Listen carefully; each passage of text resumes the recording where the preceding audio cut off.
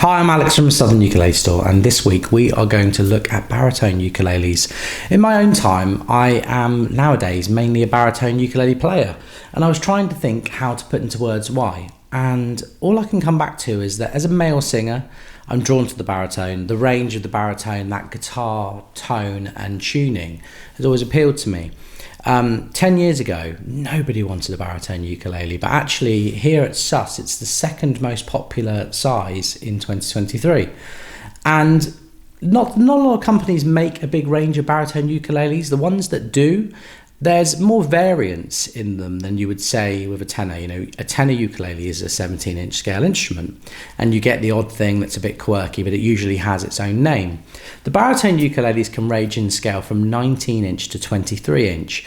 I'm not going to look at the 23-inch tenor guitar style baritones today, but we are going to take a look at some Ohanas, which are 19-inch, all the way up to that Kamaka sort of 20.75-inch, the standard conventional baritones. I'm going to talk about why these scale lengths work for them, talk about the wood combinations. You know the gist by now. We've been doing this back and forth for a really long time. I like to think that we're friends.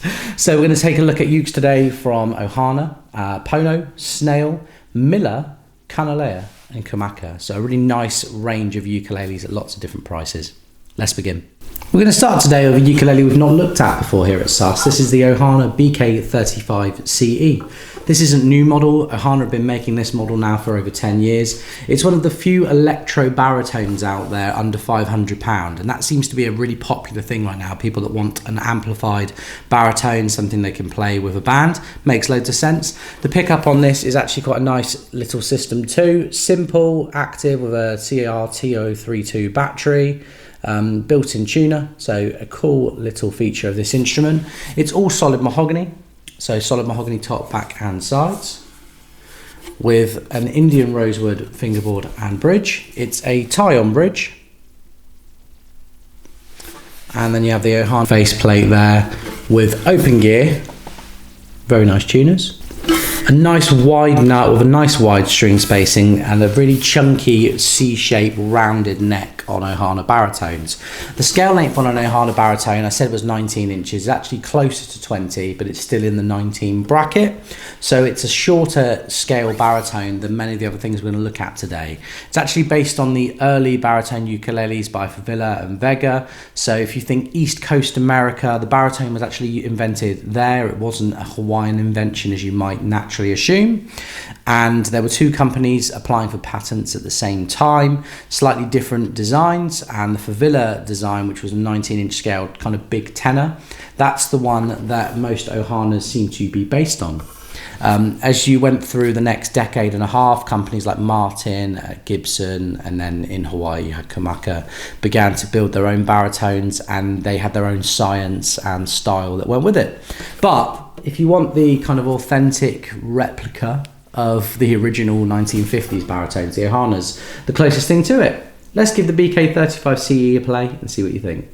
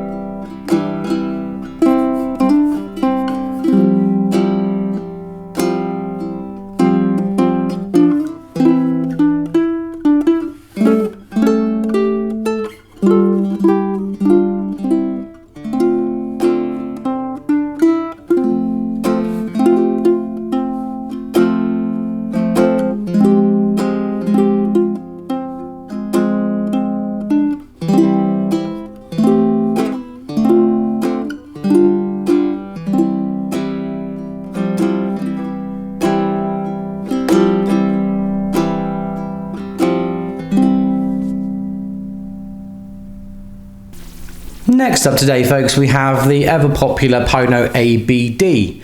I love the shape of a Pono baritone. It's a much kind of slimmer waist. The waist isn't pinched in like it is on some other instruments. It's almost a kind of rounded mini dreadnought shape to it.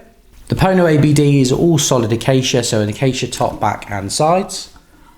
with a lovely rope rosette, very simple rosette.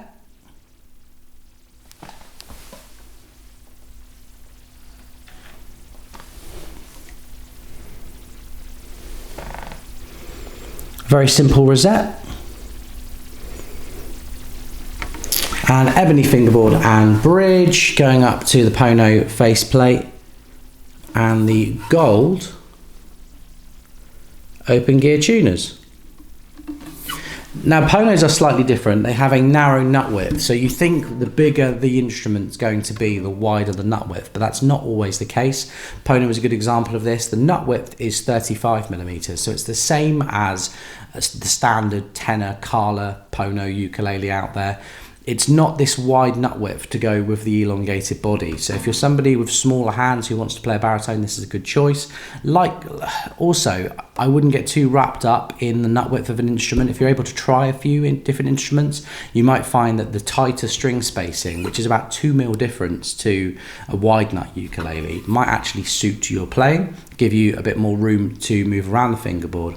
And once again, on Ponos, you have a really nice rounded C-shaped neck. It's much more, it feels much more modern than an Ohana. An Ohana feels rustic and quite traditional. The Ponos have a kind of nicely rounded off neck with a good depth to it. The Pono ABD is probably one of the most well-known baritones out there. The gloss finish is the thing that makes it a deluxe. Those of you that are wondering what the difference between an AB and an ABD is, in 2023 it's nice and simple, it's the gloss finish. It used to be that the ABD Deluxe had ebony appointments and the standard model had rosewood. That changed about 6-7 years ago now, and Pono have never really changed the names of those models, so there is a bit of confusion there. This is the ABD though, so let's give it a play and see what you think.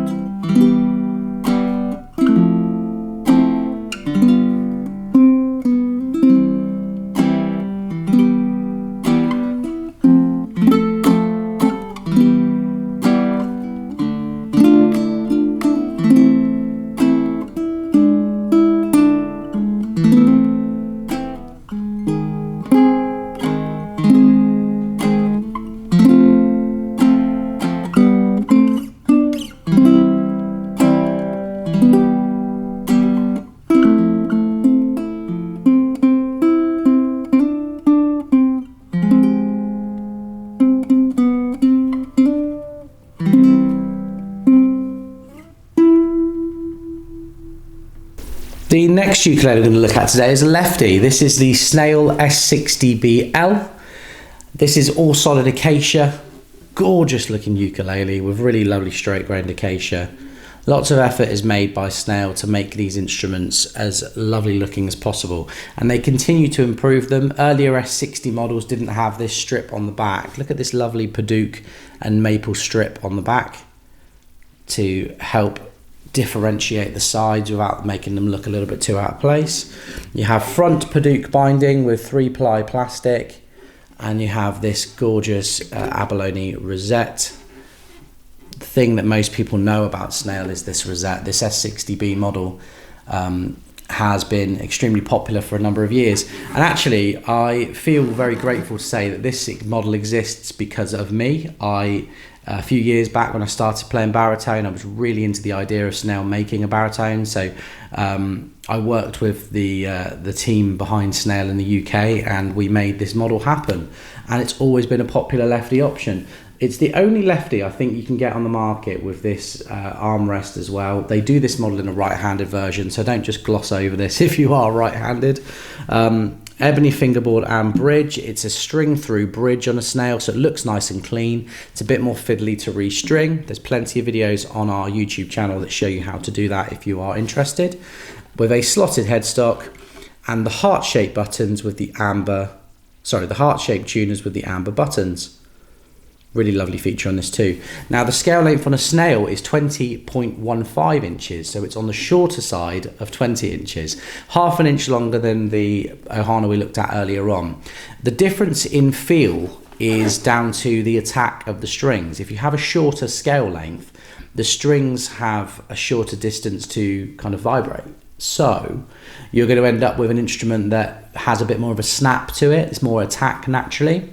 As I'm filming this part of the video, I noticed that this ukulele has not yet been strung with the DGBE strings, which is something we do on site when we're supplying the ukulele as standard. So I'm going to restring this ukulele now with DGBE strings, and I'm going to film a sound sample for you now. Let's see what you think.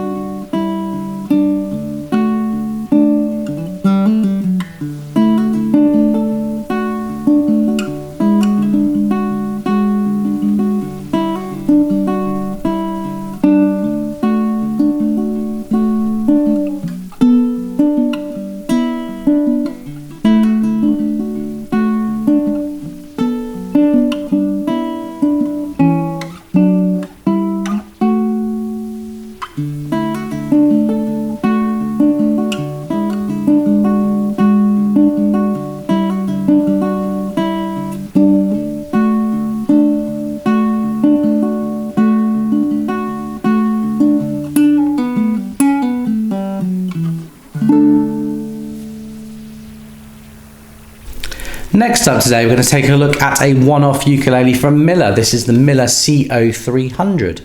Millar's landed in the pandemic era, as I like to call it, when nothing new was really happening, and it was so exciting to find a new brand that had something completely different for quite an affordable price, really, under £1,000 normally. And Millar is a very much custom shop instrument made by a handful of people. In fact, it's a family of four, with a couple of extra people doing the production models along the way. And they do some fantastic traditional instruments that really rival things like Pono, Snail and Flight at that £300 to £600 price point. We have been asking them to make a baritone for a couple of years, and they finally came through with a couple of models for us. We shared these models with World of Ukes, so Matt over at World of Ukes has a sister model to this, but this is the one we have. This is a cypress top, so a solid cypress top with oven coal back and sides. What does that mean? Well, cypress is a very similar wood to cedar. If you imagine cypress is a wood native to Thailand, so a Thailand version of cedar. It has more grain to it than your average cedar top. It's usually a bit more wild looking with streaky bits to it, which makes each one look a little bit more unique than normally a cedar top might. And then oven coal is a type of walnut. So walnut back and sides, very reflective, very true, very poised. So you have here basically a cedar and walnut combination baritone uke. It's like a tiny classical guitar. The best baritone ukuleles can either be a very, very big tenor ukulele in sound or a very, very, very small guitar in sound.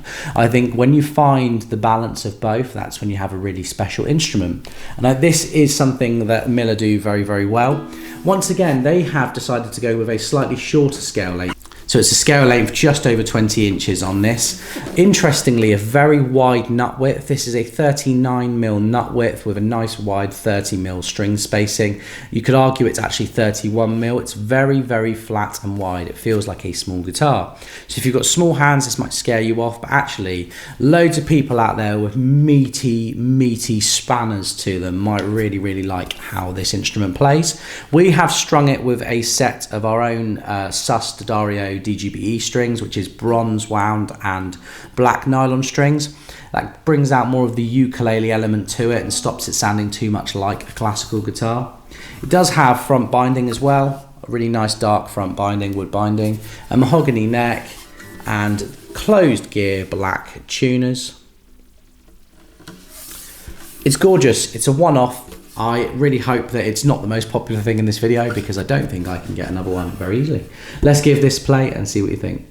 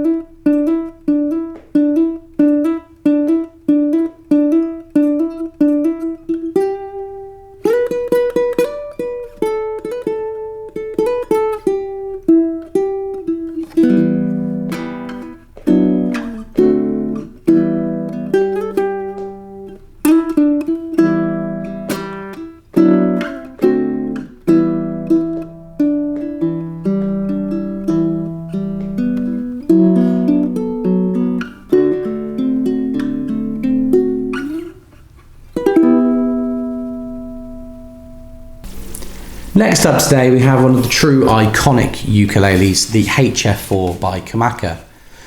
I could just put the ukulele here and you would probably know it was a Kamaka if you were into ukulele history or the instrument in general that we all come to love. At least if you're 10-15 minutes into this video, I hope you love the ukulele.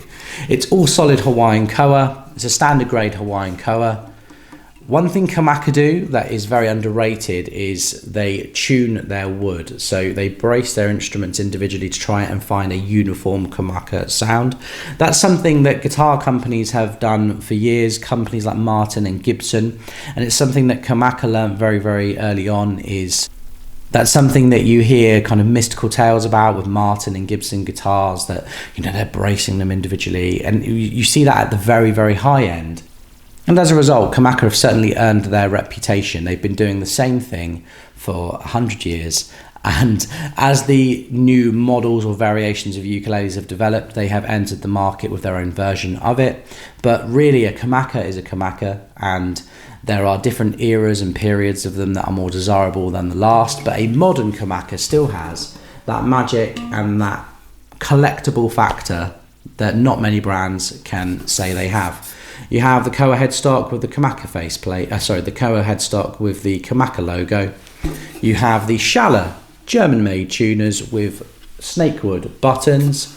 Nice wide 38mm nut width to this ukulele with an Indian rosewood fingerboard and bridge. You don't get much cosmetic detail on a standard Kamaka Hf-4 model, but I will let you in on a little secret. This ukulele does have binding, not on the front or back, but on the butt. So on the very bottom of the ukulele there's a seam which is Indian rosewood, something that I'd not noticed on a Kamaka before today, and I'm looking forward to going and seeing if it's on the rest of them too. I think that about covers it. A Kamaka Hf-4 pretty much speaks for itself, so let's give it a play and see what you think.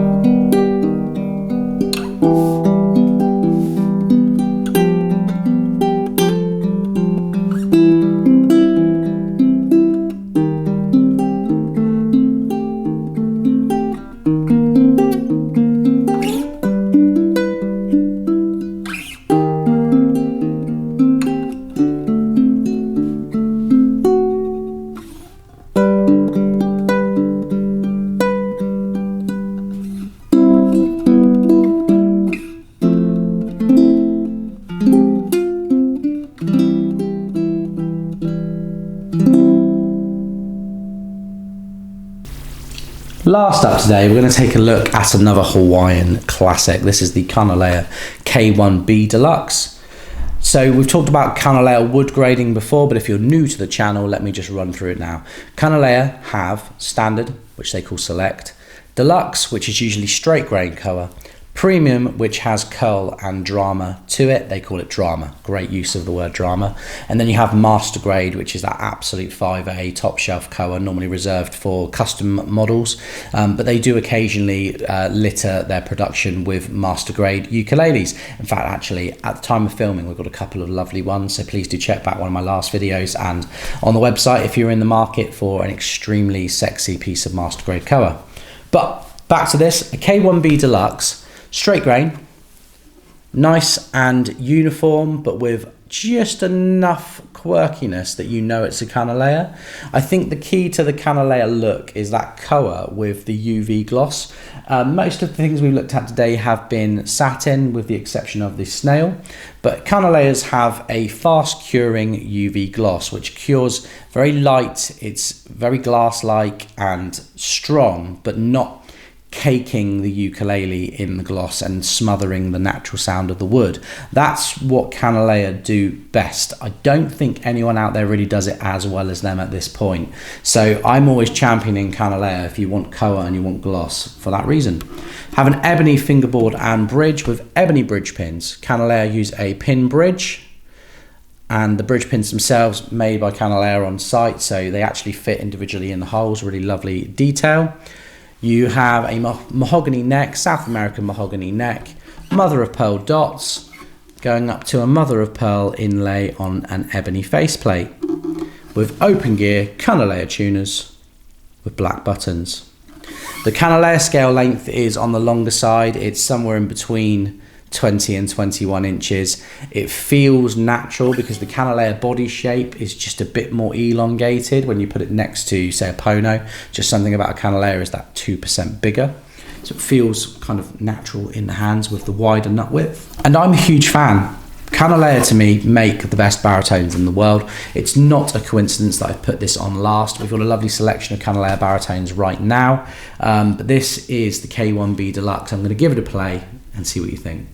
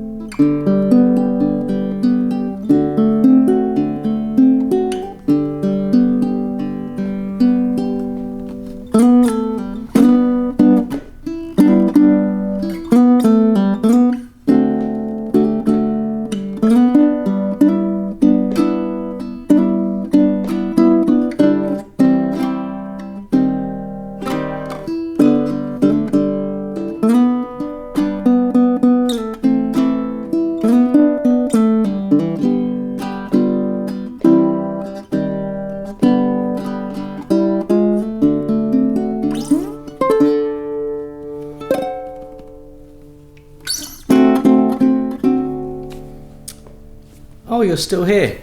Thank you so much for listening, folks. If you have any questions, you can contact us in store on 01202 430 820, or you can email me at alex@ukulele.co.uk. I will be back next week with a whole host of new ukuleles. If there's anything you want to see, please do hit me up in the comment section and let me know. Always grateful if you subscribe to the channel, and thank you so much for meeting me again here today. Have a good one.